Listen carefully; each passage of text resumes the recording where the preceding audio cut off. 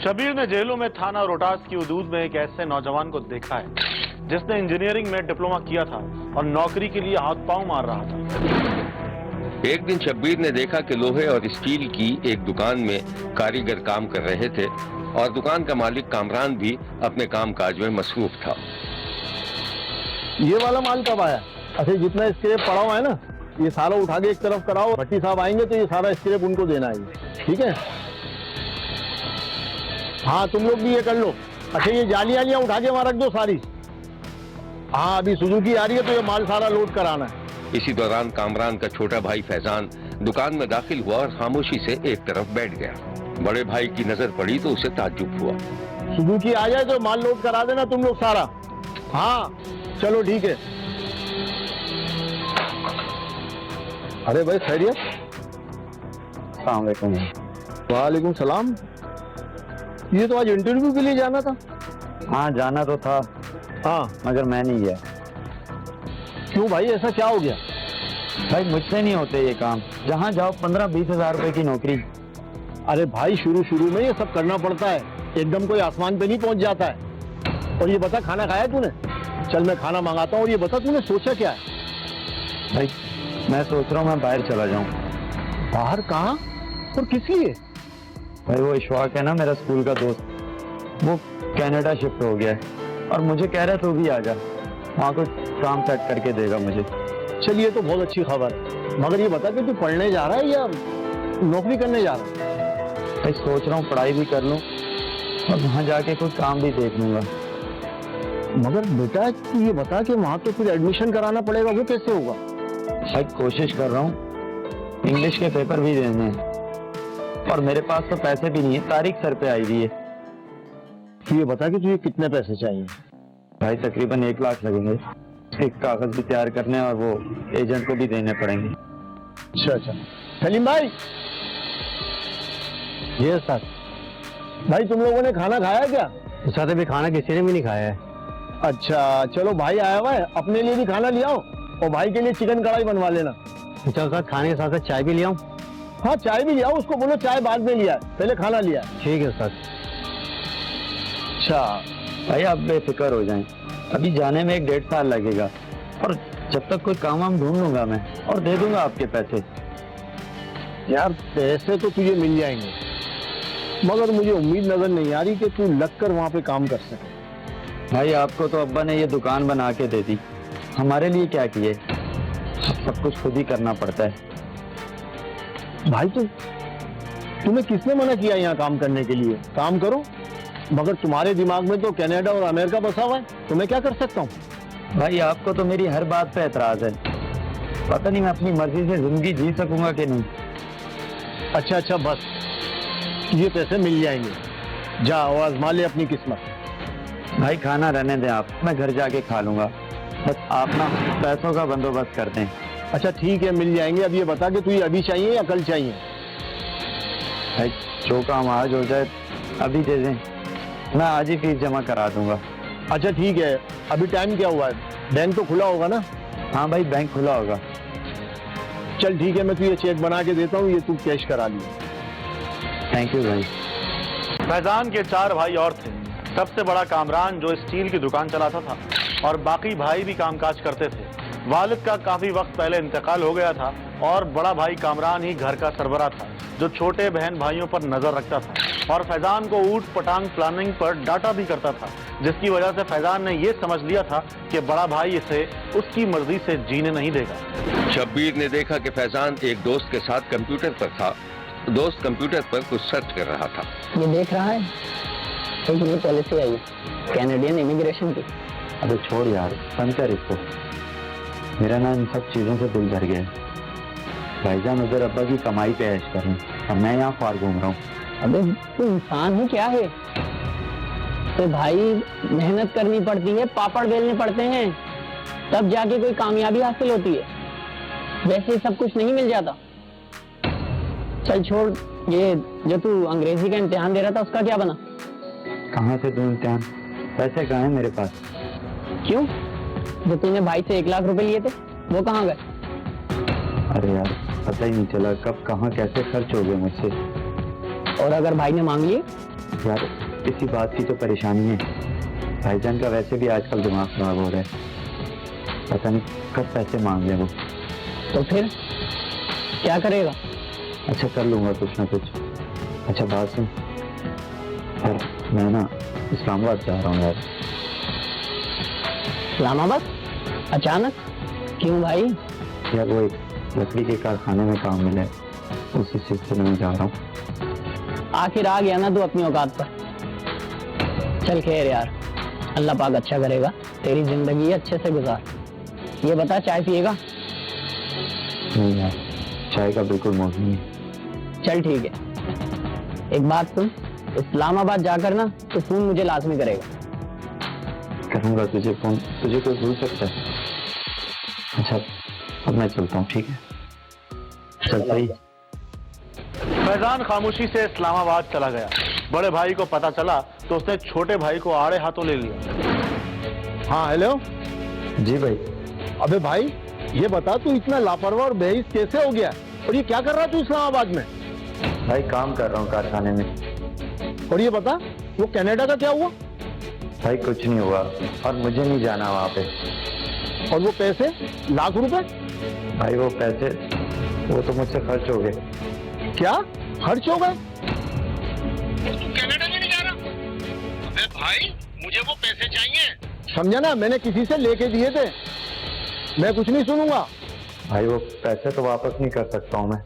हाँ मगर वो अब्बा की दुकान में जो मेरा हिस्सा है ना, आप उसमें काट लेना।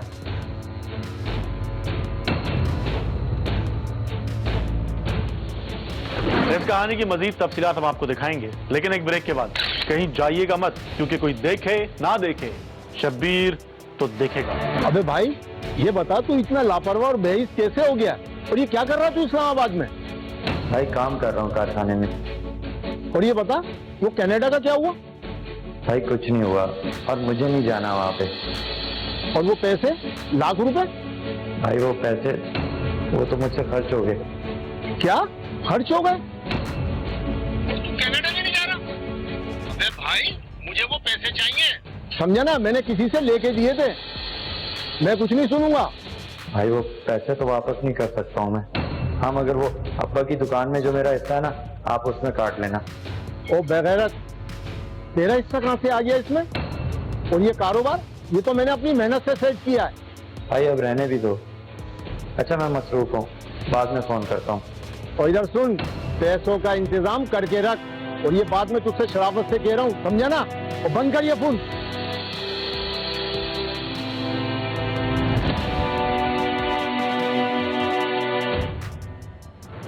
बड़े भाई की जानिब से 1 लाख रुपए की वापसी के लिए दबाव बढ़ता जा रहा था और फैजान सख्त परेशान था।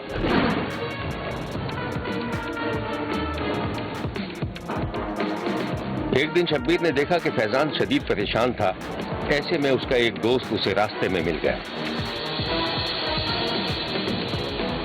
अबे मेरी जान फैजान, अबे कहाँ है तू? पूरे 1 हफ्ते बाद शक्ल दिखा रहा तू।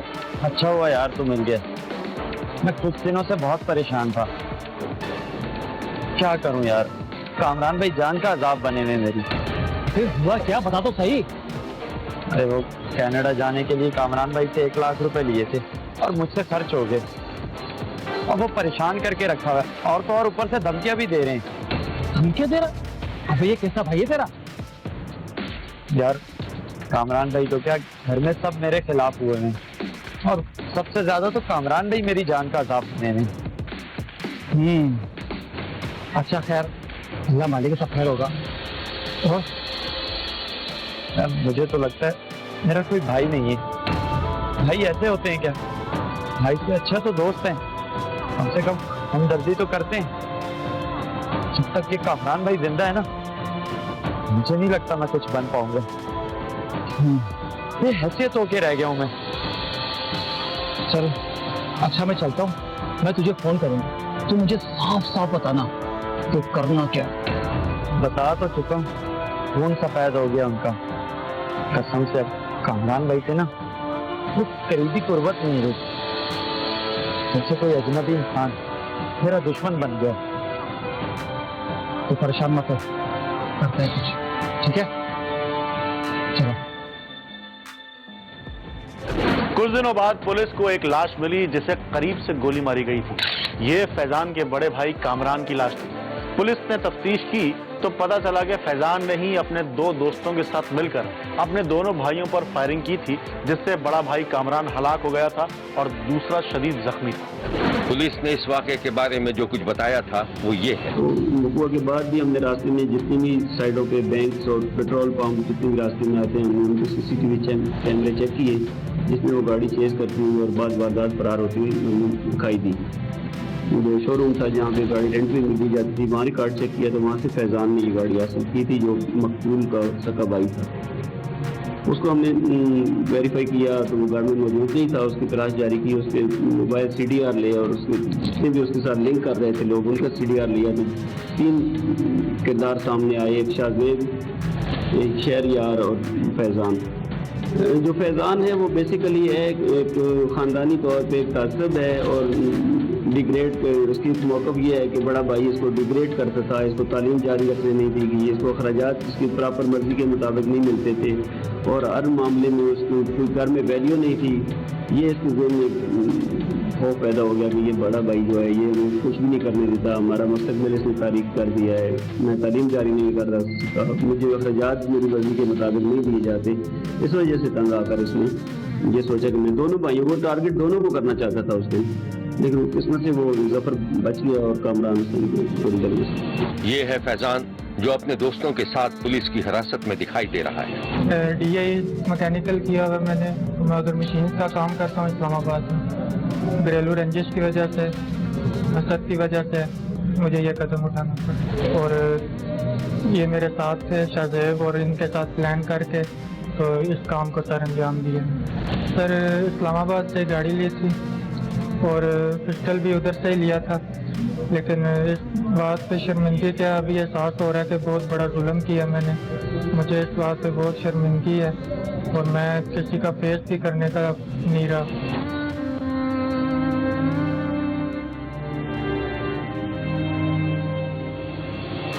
हरचंद के भाई का कातिल शब्बीर को नादिम दिखाई दे रहा था, मगर जुर्म तो सरजद हो चुका है और जुर्म भी ऐसा कि जिसकी तलाफी कड़ी से कड़ी सजा भी शायद ही कभी कर सके। देखते रहिए, क्योंकि कोई देखे न देखे शब्बीर तो देखेगा। शब्बीर का कहना है कि हमारे मुआशरे में औरतों के खिलाफ बढ़ते हुए तशद्दुद, कत्ल और बेहुरमती के वाकयात ने तशवीश में इजाफा कर दिया है। आए रोज किसी न किसी खातून के अगवा, तशद्दुद और बेहुरमती की खबरें निगाहों से गुजरती हैं। खवातीन को जीने के हक से महरूम करने वाले मुजरिम अगर पकड़े भी जाते हैं तो कानूनी पेचीदगियों के बायस जमानत पर रिहा भी हो जाते हैं और औरत बेयार और मददगार एक अजनबी और मजलूम मखलूक बनकर रह जाती है। कुछ दिनों पहले कराची की रिहायशी एक शादीशुदा खातून के साथ क्या हुआ, इस कहानी में देखिए। शब्बीर एक दिन कराची में जिना अस्पताल के सामने से गुजर रहा था। उसने देखा कि अंदरूनी मुल्क से इलाज की गरज से आए हुए मरीजों के लवाहिकीन फुटपाथ पर जिंदगी गुजार रहे थे। बेयारो मददगार खुले आसमान के नीचे मौजूद इन्हीं लोगों में एक औरत भी दिखाई दी जो फुटपाथ पर चादर बिछाए अपनी 4 साल बच्ची के साथ मौजूद थी। बच्ची गहरी नींद सो रही थी और औरत उसे थपक रही थी। लगता था कि इस औरत का कुल सरमाया यही एक बच्ची थी। उस औरत के पास 2-4 पानी की बोतलें, 1-8 प्लेट, 2-3 चमचे और एक बोसीदा सा लिहाफ भी मौजूद था।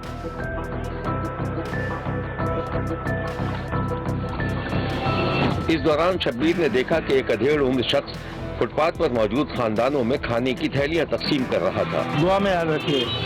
वो शख्स इस औरत के पास आया तो उसे खाना देते हुए किसी सोच में पड़ गया। तुम्हारी बेटी है ये? जी मेरी बेटी है, रात भर सोई नहीं ना तो इसलिए सो रही है अभी।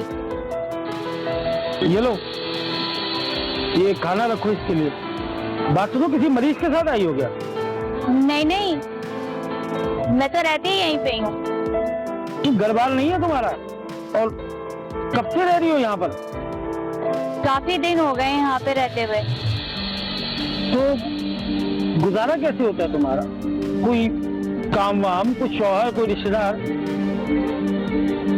नहीं भाई, बस अल्लाह के आसरे पे बैठी हूँ। थोड़ा बहुत पढ़ लिख लेती हो? जी जी, मैं पढ़ लिख लेती हूँ। ये तो बहुत अच्छी बात है। नौकरी करोगी? लेकिन मुझे नौकरी कौन देगा? देखो, मैं यहाँ खिदमत खल्क करता हूँ। अगर तुम मुनासिब समझो तो मैं कोई नौकरी देखूं तुम्हारे लिए। मेरे साथ नस्लों पे आपका एहसान होगा, लेकिन मुझे काम क्या करना होगा? नहीं नहीं, कुछ ऐसा कोई खास काम नहीं है, बस घर घर जाके सर्वे करना होता है कि किस घर में कितने लोग हैं, औरतें कितनी हैं, बच्चे कितने हैं। ये तो मैं कर लूंगी। बस एक छोटा सा मसला है, तुम्हें उसके लिए कश्मीर जाना पड़ेगा। कश्मीर? अच्छी जगह है, मैं खुद वहाँ रहता हूँ। तनख्वाह कितनी मिलेगी? 40,000 रुपये तनख्वाह है और रिहाइश। 40,000? मुझे वहाँ पे आना कैसे होगा? मिलूंगी किससे? इसकी फिक्र करने की जरूरत नहीं है, बस मैं आगे से होके आ रहा हूँ, मैं वापसी में राब्ता करता हूँ तुम्हारे। अल्लाह पाक आपको इसका बहुत अजर दे, बहुत सारी खुशियाँ दिखाए। मैं बहुत परेशान थी, लेकिन अल्लाह पाक ने आपको वसीला बना के भेज दिया।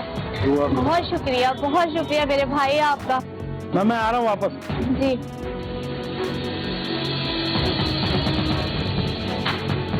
अल्लाह तेरा लाख लाख शुक्र है। बच्ची कितनी खुश होगी।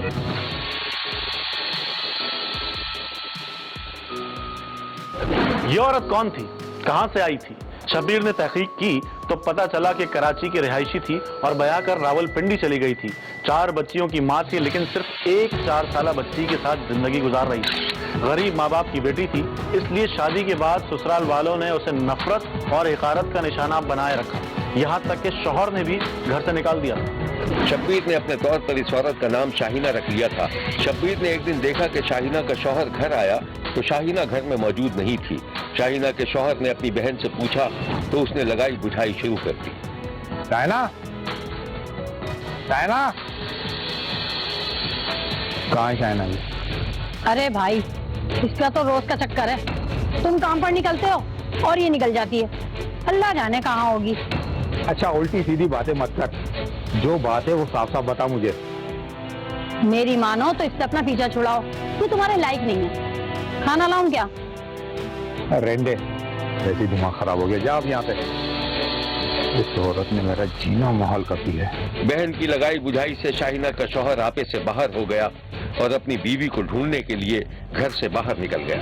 अभी कुछ देर ही गया होगा कि उसकी बीवी अपनी 4 साला बच्ची की उंगली पकड़े घर ही की तरफ आ रही थी। शौहर ने रास्ते ही में उसे रोक लिया। आप? वो मैं बच्ची को डॉक्टर के यहाँ गई थी दिखाने के लिए। पैसे कहाँ से आए तुम्हारे पास? थोड़े से पैसे थे मेरे पास। क्यों, क्या हुआ? थे या किसी ने दिए थे तुम्हें? कैसी बातें कर रहे हैं आप?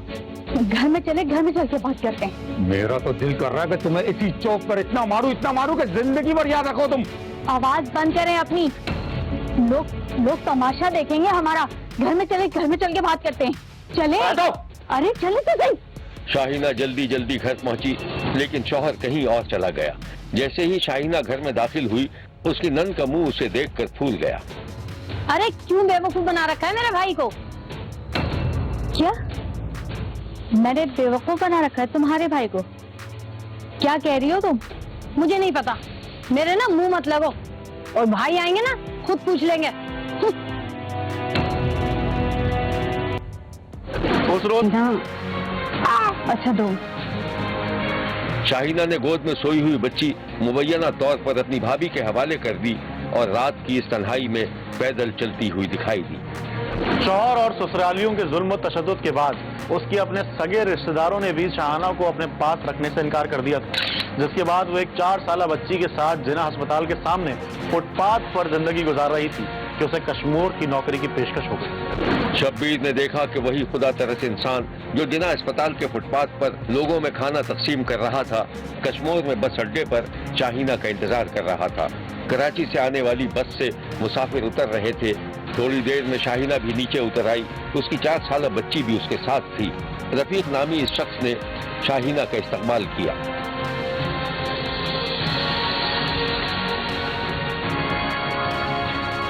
आओ शाहीना, काफी देर से इंतजार कर रहा था मैं।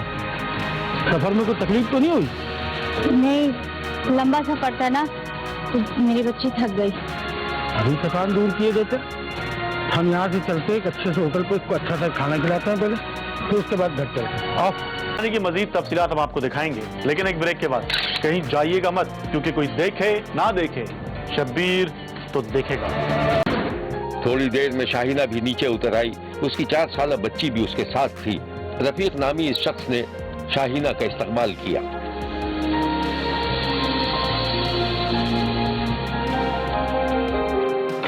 आओ शाहीना, काफी देर से इंतजार कर रहा था मैं। सफर में कोई तकलीफ तो नहीं हुई?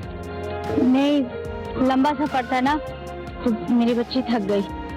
अभी थकान दूर किए देते, हम यहाँ से चलते एक अच्छे से होटल पे इसको अच्छा सा खाना खिलाते हैं पहले, फिर उसके बाद घर चलते हैं। आओ चलो बैठो। परेशान क्यों हो रही हो? यहाँ यही सवारी चलती है, वरना देख लो कोई रक्षा टैक्सी नजर आ रहा कहीं? बैठो। जा बैठ।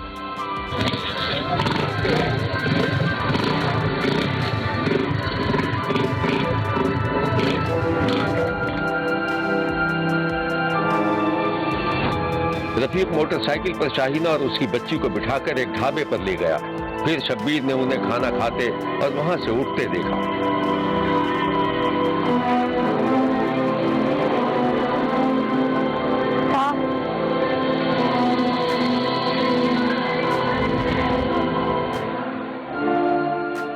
वो मैं नौकरी पे कब जाऊंगी और रहूंगी कहाँ पे? नौकरी भी हो जाएगी और फिलहाल तुम मेरे घर पे रहोगी मेरे बीवी बच्चों के साथ। फिक्र मत करो, तो तुम खत्म करो खाना तो फिर घर चल। हाँ बेटा। हाँ साहब। और कुछ मंगवा दूं?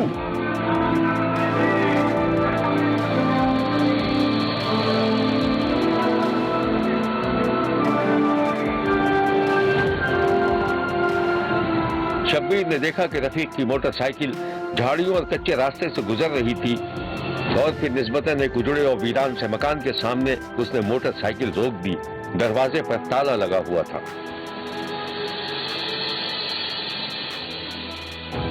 आजा। आओ शाहीना, आओ। ये मेरा घर है। लेकिन यहाँ तो ताला लगा हुआ है। अरे एक तो ये मेरी बीवी है ना, वो निहायत ही जाहिल औरत है और 50,000 तो बस को समझाया कि कहीं जाना हो तो बता के जाया कर, मगर मजाले जो वो बता के जाए कभी बच्चे उठाती और निकल जाती है। 1 मिनट।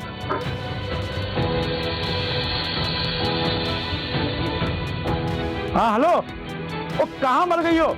मेहमान आए हैं घर पे।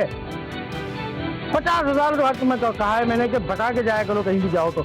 अब मेहमानों को लेके मैं दरवाजे पे खड़ा हूँ। शब्बीर ने देखा कि रफीक अपनी बीवी को फोन कर रहा था, मगर उसके चेहरे के तासुरात बता रहे थे कि वो किसी से बात नहीं कर रहा था, बल्कि शाहीना को बेवकूफ बना रहा था। तो कह रही है कि बस 1 घंटे तक आ रही हूँ मैं, चाबी यहीं रखी है, कोई मसला नहीं। आइए चाबी।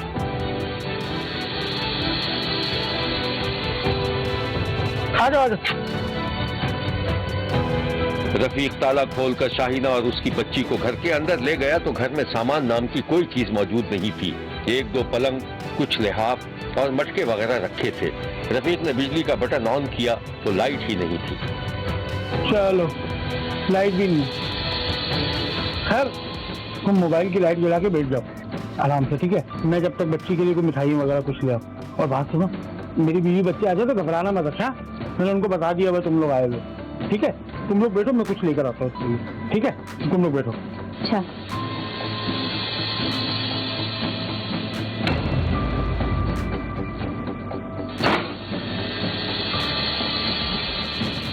रफीक चला गया तो बच्ची और जोर जोर से रोने लगी।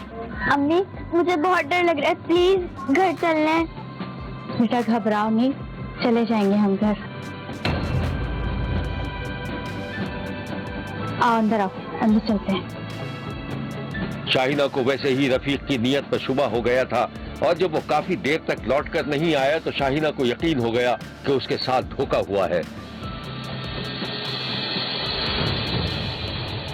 वो अपनी बच्ची को लेकर रात के अंधेरे में घर से निकल गई। चारों तरफ भूख का आलम था, कुत्ते भौंक रहे थे। और शाहीना अपनी बच्ची के साथ जा रही थी कि अचानक सामने से आने वाले मोटरसाइकिल की रोशनी शाहीना के चेहरे पर पड़ी। ये रफीक था। कहाँ चल दी? और रास्ते वास्ते पता भी है यहाँ के? तो तूने मुझे धोखा दिया है, मैं नहीं रहूंगी यहाँ पे, जा रही हूँ मैं, जाने दे मुझे। देख, यहाँ लोग आते तो अपनी मर्जी से, और जो अपनी मर्जी से जाने की कोशिश करता है ना, उसको चीर फाड़ के यहाँ कुत्ते बिल्लियों को खिला दिया जाता है। और आखिरकार उनको भी तो भूख लगती होगी ना।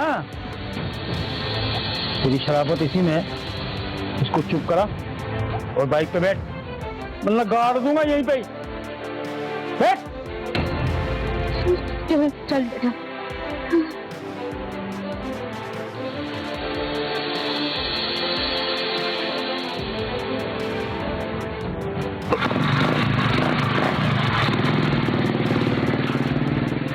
बदकिस्मत शहाना, जिसे गुर्बत की वजह से उसके शौहर ने छोड़ दिया था, बदकारों के हत्थे चढ़ गई थी। नौकरी का झांसा देकर शहाना और उसकी 4 साला बच्ची को कराची से कश्मीर लाकर रफीक कई रोज तक शहाना को असलहे की नोक पर ज्यादती का निशाना बनाता रहा और फिर उसके बाद उसे एक दूसरे शख्स को 30,000 रुपए में फरोख्त कर दिया। रात की तारीकी में रफीक शाहीना को मोटरसाइकिल पर बिठाकर वीरान रास्ते पर जा रहा था। फिर उसने एक शख्स के पास मोटरसाइकिल रोकी। उस शख्स ने रफीक को पैसे दिए और रफीक रात की तारीकी में लौट आया। कुछ दिन अपने पास रखने के बाद रफीक ने शहाना को कुछ पैसे देकर छोड़ दिया था और उसकी 4 साला बच्ची को यह कहकर यरगमाल बना लिया था कि जब तक शहाना रफीक को दूसरी औरत सप्लाई नहीं करेगी, बच्ची उसी की कैद में रहेगी। मजलूम शहाना जब अपनी फरियाद लेकर कराची के एक थाने में गई तो वहां उसे ये कहकर टरखा दिया गया कि ये केस कराची का नहीं, कश्मीर का है। सर, मैं कराची में जिन्ना अस्पताल में थी, अपने ट्रीटमेंट इलाज के लिए आई हुई थी। तो एक बंदा मिला है, उसने कहा है कि मैं आपको पैसों की ज़रूरत है, मकान की ज़रूरत है ना, बच्चों के सहारे की ज़रूरत है ना, आपको हम खुद करेंगे, आवाम वाले करेंगे, हुकूमत वाले करेंगे।